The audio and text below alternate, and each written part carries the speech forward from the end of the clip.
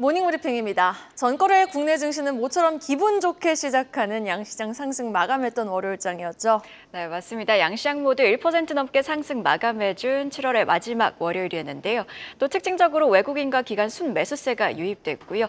이에 코스피는 장중 2,770선을 회복하기도 했습니다. 네, 맞습니다. 이번 주 또 부디 주요국 통화정책회의와 더불어서 빅테크 기업들의 실적 발표를 무난히 잘 소화해주길 바라면서 모닝브리핑 지금 바로 출발해보겠습니다.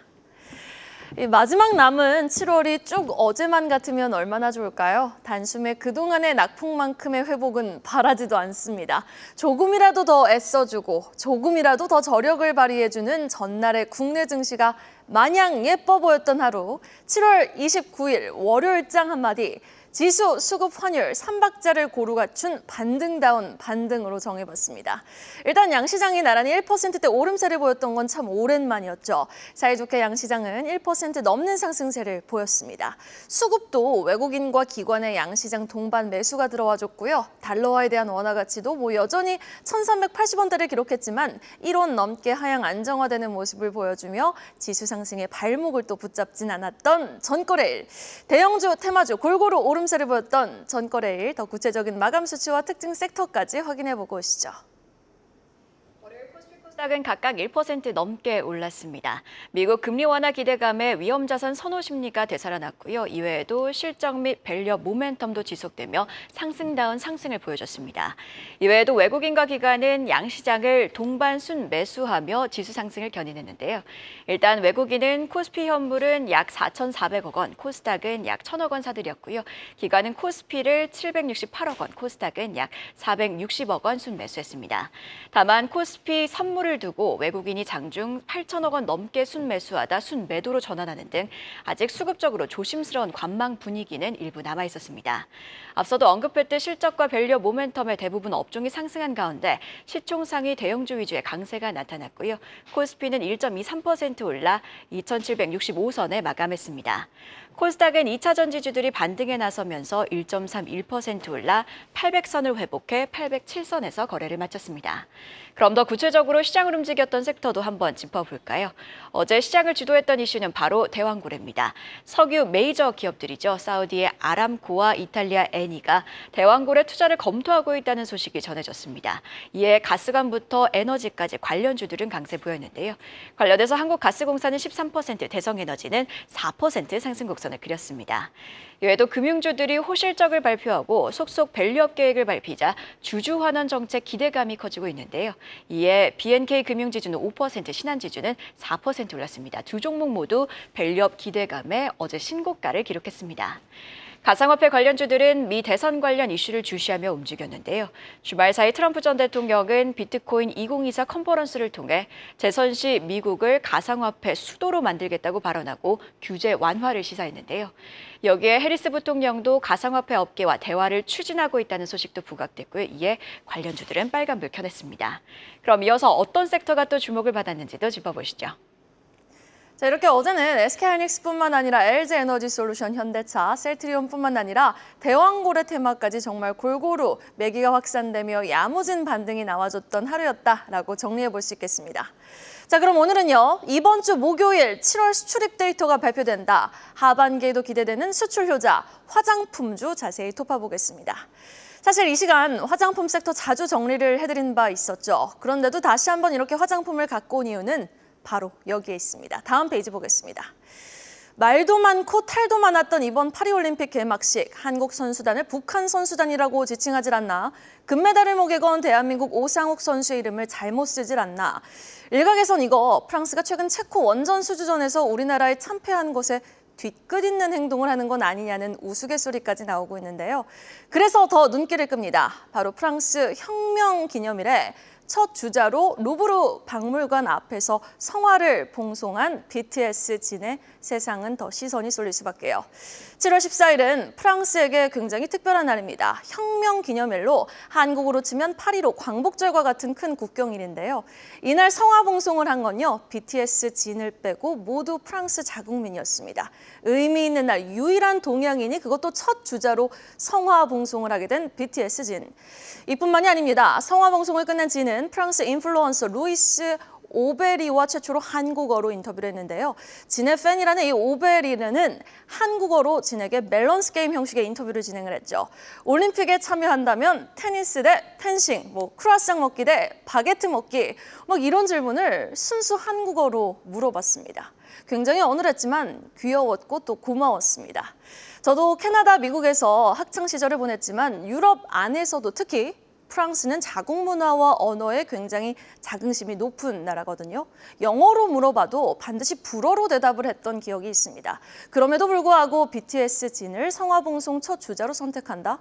한국어를 사용해 인터뷰를 한다? 이제는 K-팝을 향한 사랑이란 개념을 넘어 세상은 K-컬처에 스며들고 있는지도 모르겠습니다. 다음 페이지 보겠습니다. 우리는 지난 주말에도 확인을 했죠. CJ E&M이 주최한 K-콘 LA 2024 콘서트, 올해 처음 미국 지상파 방송에서도 첫 생중계를 해줬던 만큼 현지 관심도가 굉장히 높았는데요. 여기에서 동시에 관심을 받았던 건 K-뷰티였습니다. 현장을 찾은 K-팝 팬들을 맞이하기 위해 스포츠 스폰서 삼성전자가 컨벤션 센터 정중앙에 부스를 설치해 홍보에 매진했고요. 또 CJ 올리브영 부스에는 여러분 지금 사진 보이시나요? 오전부터 방문객들이 긴 줄을 서서 대기하는 모습을 보였습니다.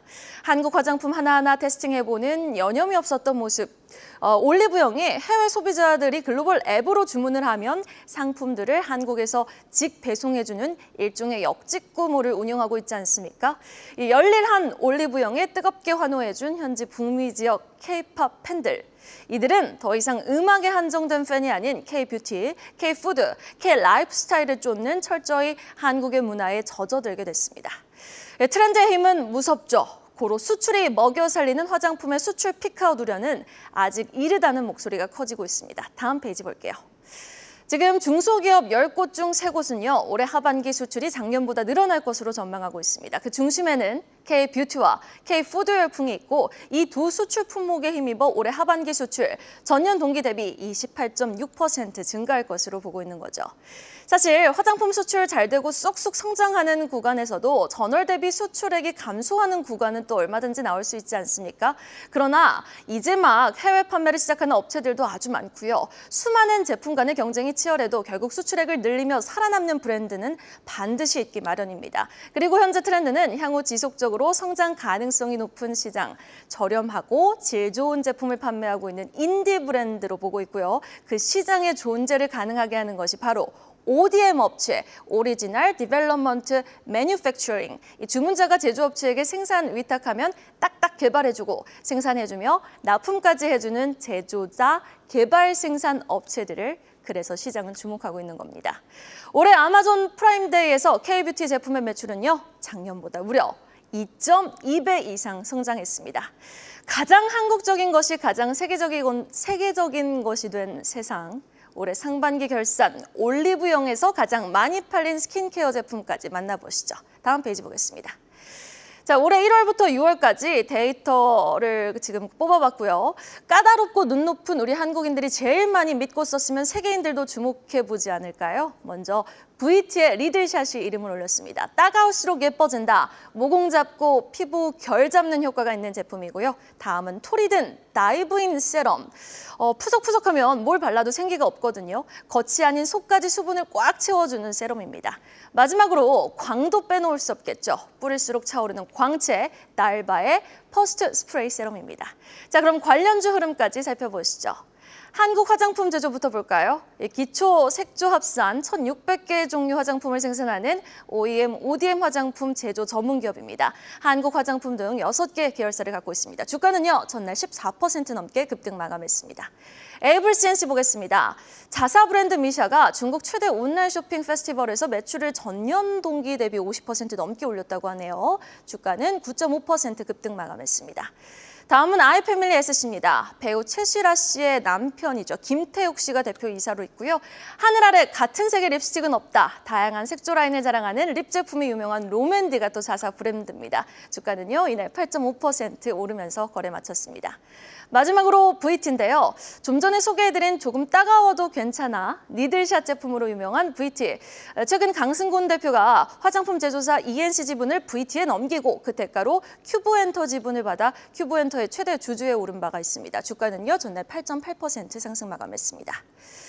자, 수출 피크아웃 우려는 시기상조다. 꺾이지 않는 K뷰티를 향한 세계인들의 관심과 사랑. 하반기에 우리는 계속해서 화장품주에 대한 선별적 관심이 필요해 보입니다. 이어서 주요 공시와 일정까지 확인해보고 오시죠. 어제 장 마감 후에 나온 공시도 함께 짚어보겠습니다. DGB 금융지주는 올해 상반기 단기 순이익이 1,500억 원을 기록했다고 밝혔습니다. 전년 대비 51.6% 감소한 수준인데요.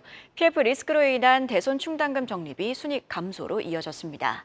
바이오니아도 실적을 공시했는데요. 2분기에 5억 원의 영업 손실을 기록하며 전년 대비 적자 전환했다고 밝혔습니다. 한편 매출은 784억 원으로 전년 대비 13% 증가했습니다. 마지막으로 한국엔컴퍼니는 올해 중간 배당금으로 주당 210원을 지급하기로 결정했는데요. 이는 1941년 한국엔컴퍼니 창사 이래 약 83년 만에 이뤄지는 중간 배당이고요. 중간 배당 기준일은 8월 14일입니다. 그럼 바로 이어서 오늘의 주요 일정입니다. 오늘 국회 정무위원회는 전체 회의를 열고 최근 티몬과 위메프의 대규모 판매 대금 정산 지연 사태와 관련해 현안 질의를 할 예정입니다. 이외에도 에코프로그룹주 삼성 SDI, 하나에어로스페이스, 하나시스템 등 여러 주요 기업들이 실적을 발표하고요.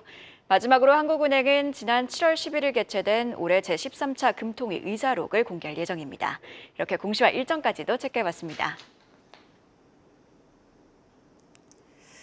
자, 전거래 뉴욕 증시에서 5.6%나 급등으로 마감했던 테슬라. 모건 스탠리가 자동차주 중 탑픽 종목을 포드에서 테슬라로 이제 바꿔서 제시를 한 건데요.